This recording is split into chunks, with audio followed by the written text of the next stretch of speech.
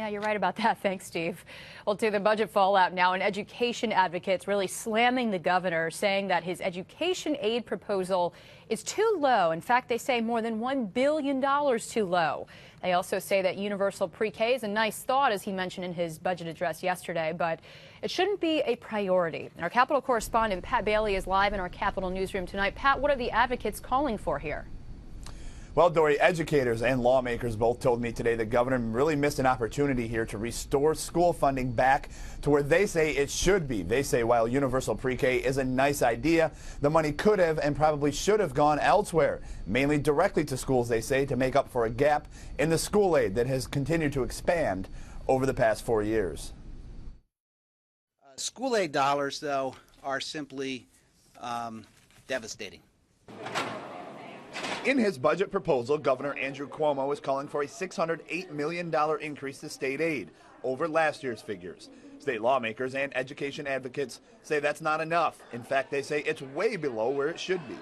We are calling, as 83 members of the legislature did last week, for a $1.9 billion increase in school aid. Lawmakers and advocates stood next to area superintendents Wednesday, calling Governor Cuomo's plan to invest $1.5 billion in universal pre-K, spending money in the wrong place. Fund K through 12 first, and then start looking at other programs. Every area superintendent I talked with Wednesday said the funding for K through 12 has gone down year to year thanks to gap elimination, a system where district funding was scaled back to help close a massive state budget deficit. For every district statewide, that's meant 4 years of cuts and losses in the millions of dollars. The current year was about $1.4 million. Over the last 4 years, it's $6.8 million total. And what does that mean in cuts?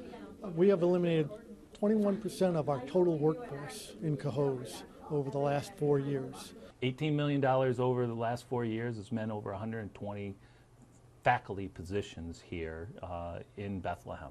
It has meant that those positions have been reduced and excised.